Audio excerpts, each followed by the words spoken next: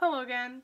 This week I'll be looking at my first impressions of the first 3 volumes of Hellgirl, and this manga is created by Miyuki Ito, and it's published by Del Rey. It was published between 2005 and 2008. There are 9 volumes in this first series. There are a few number of extra sequels, but I'll just be looking at this first series itself. And I do believe it's out of print. They had the first around 6 volumes as single volumes and then produced omnibuses for the rest of it. So the plot of the story, you have Enma, which is Hellgirl, which I believe is this main character on the cover here.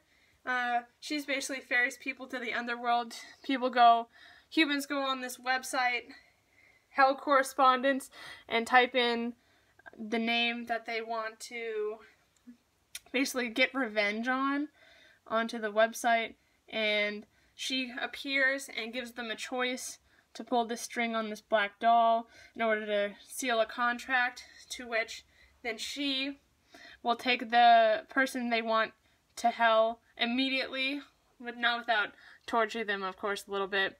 They ferried them to hell in exchange for their soul going to hell after they die. So obviously high risks at stake here. And I guess first off, you do have these covers, which, well, they're okay. Definitely, I like the name or the manga title right here on the side here, but character design I wouldn't say is anything special. It definitely seems to have more of a that early 2000s, maybe late 90s sort of design feel. Again, produced by Del Rey. The art style is definitely nothing to write home about. It's interesting. Well, it definitely feels like it could be more of an adult. It's not quite seinen, but I wouldn't feel it's quite of a pure shoujo manga. It definitely has that shoujo manga feel. All of the character designs are kind of hard to tell from each other. They all kind of have that same facial structure. Their eyes are huge. Again, a classic type of shoujo manga. But it just feels weird for this type of story because it's supposed to be sort of this dark, kind of supernatural. Again, sort of looking at the human choices and sort of their thought processes on there. Again, you're talking about revenge here and people's souls going to the underworld. So it definitely you just feel this disconnect from the manga art design and sort of the plot of the story itself.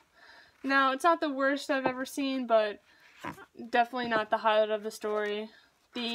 As far as the actual plot goes, again, I wouldn't say it's anything too great.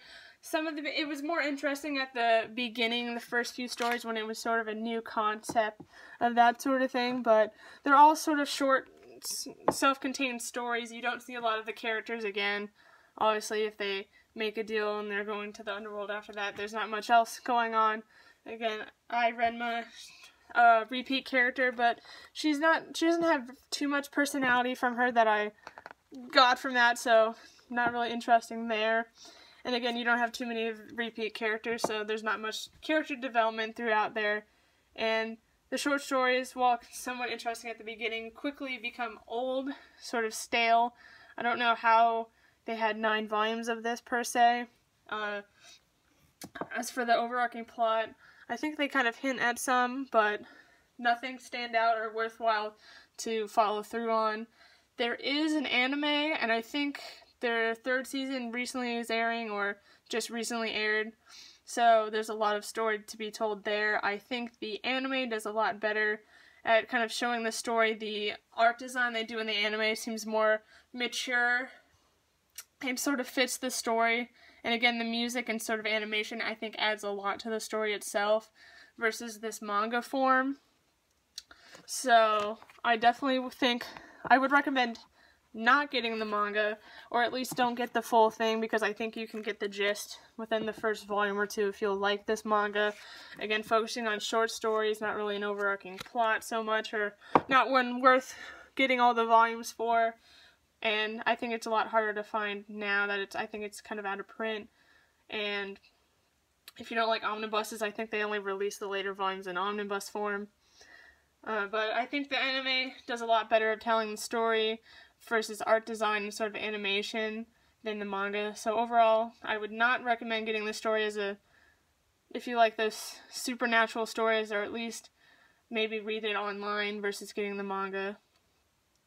But yeah, don't get this manga unless you absolutely love it anyway, or it's just kind of a mediocre manga. Nothing to write home about, but nothing really bad on it. If you like something just to read in your spare time, or you have nothing else to read in that sort of supernatural thriller manga, then you can pick this up. But otherwise, this is a skip it manga. And yeah, hope you guys enjoyed this review, and I'll talk to you next week.